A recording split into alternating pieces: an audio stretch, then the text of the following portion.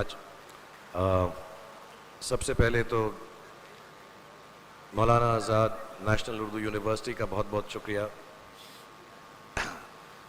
ज़फ़र साहब आपका बहुत शुक्रिया, परवेज़ साहब आपका बहुत शुक्रिया, जितने फैकल्टी मेंबर्स यहाँ पर हैं, जितने स्टूडेंट्स यहाँ पर हैं, जितना स्टाफ पूरी यूनिवर्सिटी का है। क्योंकि मुझे मालूम नहीं कि मैं इस ऑनर के काबिल हूँ या नहीं, लेकिन अब आपने दे ही दिया है तो मैं बहुत खुश हूँ। और मुझसे ज़्यादा खुशी एक्चुअली अगर मेरे फादर और मदर होते उनको होती, क्योंकि मेरे जो फादर थे वो तालीम में बहुत मानते थे, खुद बहुत पढ़े लिखे थे, एम ए LLB थे। मौलाना आज़ाद साहब को बहुत मानते थे, फ्रीडम फाइटर थे खुद। ऐसा मैंने सुना है कि उन्होंने एक इलेक्शन भी लड़ा था एज एन इंडिपेंडेंट कैंडिडेट और उनकी ज़मानत ज़ब्त हो गई थी मेरे फादर की। तो वो बहुत ही ज़्यादा ख़त में थे और बहुत खूबसूरत उर्दू और पर्शियन खुद बोलते थे। जो कुछ मुझे थोड़ा बहुत इल्म है बातचीत करने का वो उन्हीं की वजह से है। तो उन्हें बहुत खुशी होती कि आज मैं इस यूनिवर्सिटी में हूँ और आप सब लोगों की वजह से, सारे फैकल्टी की वजह से मुझे ये ऑनर मिला है। और मेरी मम्मी को और भी ज़्यादा खुशी होती क्योंकि मैं उनके बर्थ प्लेस हैदराबाद में मुझे अवार्ड मिल रहा है। सो I take this as a very big responsibility in the field of education and in the field of Urdu and languages, that through my work, whatever little I can do, I promise, I will make sure that I take it to the best of my capabilities. So thank you very much for honoring me, and thank you for having me here, and thank you everybody for being so kind and so generous. Thank you so much. आप लोगों से ऐसा कुछ नहीं कह सकता जो आप पहले से नहीं जानते। सॉरी, मुझे बहुत गर्मी लग रही थी इसलिए मुझे वो उतारना पड़ा, वरना मैं पहने रखता। लेकिन सिर्फ 2-4 बातें बोल दूंगा मैं आपको, क्योंकि मैं यहाँ पर आया हूँ और मुझे बहुत फ़ख्र होता है जब तालीम कोई हासिल करता है। मैं भी सराफ साहब को भी यही बता रहा था, मुझे खुद जो है बहुत प्राइड होती है जब लोग पढ़ाई लिखाई करते हैं। मुझे लगता है तालीम से ज़्यादा अहम कोई भी चीज़ दुनिया में नहीं है। और जैसा मैंने आपसे कहा, इस वक्त ये जो आपका मुकाम है, ये जो उम्र है आपकी, इस उम्र में आप में सबसे ज़्यादा जज्बा होगा, सबसे ज़्यादा ब्रेन सेल्स होंगे और सबसे ज़्यादा बाल होंगे। कुछ सालों बाद जज्बा भी कम हो जाएगा, बाल भी कम हो जाएंगे, ब्रेन सेल्स भी कम हो जाएंगे। सो ये जो मौका आपको ज़िंदगी ने दिया है, ये जो थ्रेशोल्ड पर आप हैं, जब आप बाहर जाएंगे, काम करना शुरू करेंगे और पढ़ाई करेंगे, आप में से कुछ ग्रेजुएट हो रहे हैं, कुछ पोस्ट ग्रेजुएट हो रहे हैं, बहुत सारे अभी PhD हासिल करके गए।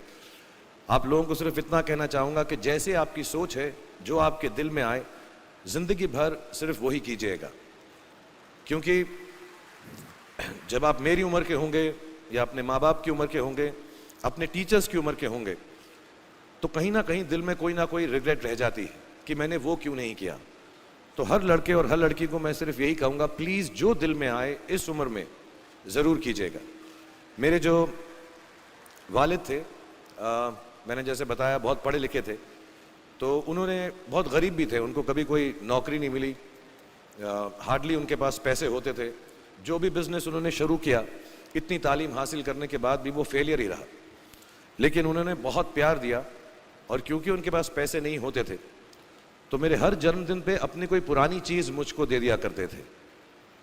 तो पहली पुरानी चीज़ जो, और बहुत बड़ा चढ़ा के उर्दू में अच्छे अच्छे अल्फाज यूज़ करके मुझे इम्प्रेस करते थे कि बहुत अच्छा प्रेजेंट दिया है मुझको। तो वो मुझे पहली चीज़ उन्होंने मुझे, ये मैं हर जगह पर बोलता हूँ, स्कूल के बच्चों के फंक्शन पे, येल यूनिवर्सिटी में, एडिनबरा में, क्योंकि आप लोग सब अपनी लाइफ के उस थ्रेशोल्ड पे हैं जहाँ से आपको कामयाबी हासिल करनी है इंशाल्लाह। सो पहली चीज़ जो उन्होंने मुझे दी थी, उन्होंने मुझे अपना शतरंज का सेट दिया था, टूटा फूटा सा। वो शतरंज हर रोज़ खेलते थे। हनुमान मंदिर के जो हेड प्रीस्ट थे, पंडित थे, उनके साथ रात को जाके मेरे वालिद जो हैं शतरंज खेलते थे। और उन्होंने मुझे कहा कि शतरंज से आप ज़िंदगी के बारे में बहुत कुछ चीज़ें सीख सकते हैं। पहली ये कि कोऑपरेशन और साथ मिलजुल कर काम कैसे करना है। दूसरी ये कि ज़िंदगी में आगे बढ़ने के लिए कभी कभी पीछे भी हटना पड़ता है। तीसरी ये कि जो छोटे लोग होते हैं, जो आप समझते हैं, कई लोग ऐसी बात मानते हैं, जो पॉन्स होते हैं, जो प्यादे होते हैं, उनकी सबसे ज़्यादा इज्जत करना ज़िंदगी के अंदर। कोई भी इंसान छोटा नहीं होता, हमेशा हमेशा ज़िंदगी में काम आता है। और कामयाबी हासिल करने के लिए आखिरी बात शतरंज ये सिखाती है हमको कि कभी कभी जिस चीज़ से सबसे ज़्यादा लगाव होता है, जैसे रानी से अमूमन हो जाता है, कभी कभी उसे भी सैक्रिफाइस करना पड़ता है आगे बढ़ने के लिए। दूसरी चीज़ जो उन्होंने मुझे दी, मेरे पास है वक्त, 2 मिनट बोल सकता हूँ मैं, सॉरी। दूसरी चीज़ जो उन्होंने मुझे दी थी, वो एक टाइपराइटर दिया था। आज के ज़माने में आई डोंट थिंक किसी को, बहुत सारे बच्चे होंगे यहाँ पे जिनको मालूम भी नहीं होगा टाइपराइटर कैसा लगता है। अब सब कंप्यूटर पे काम करते हैं, तो टाइपराइटर के ऊपर जब आदमी लिखता है और अगर गलत लिखता है तो उसको मिटाने में बहुत तकलीफ होती है। So you have to be very diligent, बहुत ध्यान से लिखना पड़ता है, हम गलती नहीं कर सकते। और टाइपेक्स यूज़ करते थे टाइप को निकालने के लिए, कभी उंगली फंस जाती थी उसकी कीज़ के बीच में, मगर बहुत मेहनत से, बहुत डिलिजेंस से काम करना पड़ता था। तो जब मैं उस पर टाइपिंग सीखा स्कूल में कॉमर्स करते वक्त, so the only thing I realise is that practice makes you perfect. तो जो भी काम आप जिंदगी में करें उसको डिलिजेंस से करें, ऐसा करें कि कोई गलती ना हो, अपना पूरा दिमाग लगा कर करें, सोच समझ कर करें, ऐसे करें कि ये काम जिंदगी में आपका पहला काम है और इसके बाद आपको मौका नहीं मिलेगा, और शायद ये काम आपका जिंदगी का आखिरी काम है, इसके बाद फिर मौका नहीं मिलेगा। So do it with that kind of diligence. तीसरी चीज़ उन्होंने मुझे कैमरा दी थी, क्योंकि बहुत गरीब थे, वो कैमरा चलता नहीं था बिल्कुल भी, सिर्फ उसके व्यू फाइंडर से बड़ी अच्छी अच्छी तस्वीरें दिख जाती थी, लेकिन खिंचती बिल्कुल भी नहीं थी। और इससे मुझे उन्होंने सीख दी कि जो हमारी क्रिएटिविटी होती है, हम जो भी, कभी कभी हमारी हॉबी होती है, कभी कभी हमारा उससे प्यार होता है, लेकिन हम उसको अपनी नौकरी नहीं बना सकते, अपना काम नहीं बना सकते। बहुत कम लोग ऐसे फॉर्चुनेट होते हैं जैसे मैं हूँ कि जो मेरी हॉबी थी, जिस चीज़ से मुझे प्यार था, कलाकारी से, एक्टिंग से, वो मेरा पेशा भी बन गया। अमूमन ऐसा होता नहीं है, लेकिन जो हमारी कला है, चाहे वो पोएट्री है, चाहे वो लिखना है, चाहे वो पेंटिंग है, चाहे जो भी चीज़, गाना है, अकेले में गाना है, हमारी क्रिएटिविटी ज़रूरी नहीं है कि दुनिया एक्सेप्ट करे।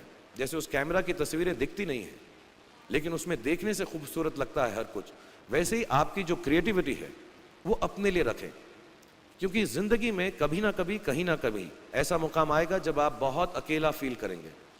हो सकता है दुख का समय भी आए, उस वक्त आपकी जो क्रिएटिविटी है वो आपकी सबसे अच्छी दोस्त होगी, दुनिया उसको माने या ना माने।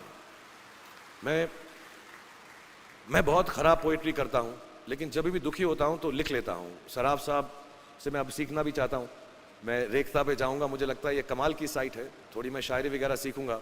मेरी शायरी बहुत ख़राब है कि हमने तुम्हारी याद में रो रो के टब भर दिए, वो आए और नहा कर चल दिए, इस लेवल की पोइट्री है। लेकिन जब दुख होता है, ये भी बैठकर जब लिखता हूँ तो बहुत दिल को शांति मिलती है। आखिरी चीज़ मेरे वालिद जी ने मुझे दी थी, वो दोनों मिक्स है, मैं जल्दी ख़त्म करता हूँ क्योंकि आप लोगों के पास वक्त नहीं है, आप लोगों को अपनी डिग्रीज लेनी है, सोच रहे होंगे इतना वक्त ज़ाया कर रहा है हमारा ये। तो मैं जल्दी से बताता हूँ। एक उन्होंने मुझे कहा, एक सेंस ऑफ ह्यूमर हमेशा रखना ज़िंदगी में, हंसते हमेशा रहना, एक चाइल्ड लाइक इनोसेंस ज़रूर रखना। जैसे एक छोटे बच्चे की जो एक इनोसेंस होती है, जो उसका दुनिया की तरफ जो नज़रिया होता है बड़ा इनोसेंट सा होता है, उसमें कोई खामी नहीं होती, गलती नहीं होती, अभी दुनियावी बातें नहीं आई होती, तो वैसे ही रखना। कई बार बचपन में मैंने जब बदतमीज़ी की या कोई गलत काम किया तो उन्होंने सेंस ऑफ ह्यूमर से मुझे बचाया। और ज़िंदगी भर अगर आप अपने ऊपर, अपने हाल पे, दुनिया पे, क्योंकि लोग आपसे हर कोई बात कहेंगे, अच्छी बात भी कहेंगे, बुरी बात भी कहेंगे, क्योंकि लोगों का काम है कहना, अगर आप उसको एक सेंस ऑफ ह्यूमर से देख सकेंगे तो ज़िंदगी जो है बहुत बेहतर रहेगी।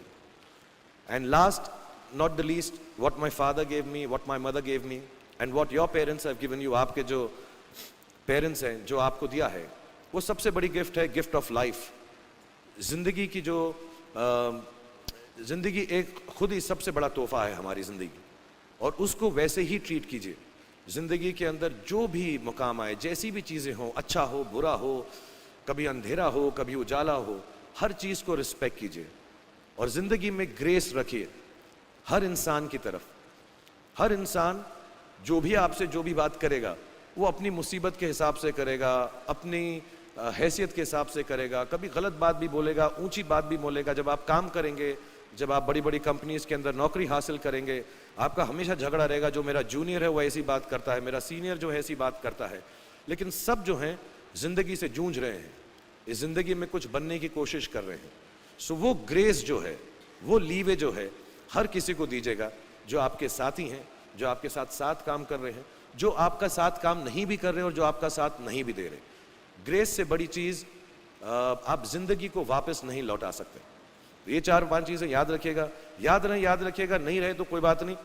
आप लोग बहुत कुछ अभी इस जगह पर इल्म हासिल कर चुके हैं और मुझे उम्मीद है और मुझे यकीन है कि आप जो भी करेंगे ज़िंदगी में बहुत कामयाब होंगे। और फिर से मैं मौलाना आज़ाद नेशनल उर्दू यूनिवर्सिटी का शुक्रिया अदा करना चाहूँगा कि मुझे यहाँ पर बुलाया, आपसे मुखातिब होने का मौका दिया। थैंक यू वेरी मच, बहुत बहुत शुक्रिया। और आप, मुझे मालूम है कुछ टीचर्स जो होंगे यहाँ पर बैठे होंगे जो आपके फेवरेट नहीं भी हैं, जो बहुत स्ट्रिक्ट होंगे, डांटते भी होंगे आपको, उनको सबसे ज़्यादा याद रखिएगा जब आप इस यूनिवर्सिटी से बाहर जाएंगे, क्योंकि जो सबसे ज़्यादा टीचर आपसे स्ट्रिक्ट थे वो एक्चुअली सबसे ज़्यादा आपसे प्यार करते थे। Thank you very much for having me here, and खुदा हाफिज़। Thank you everyone.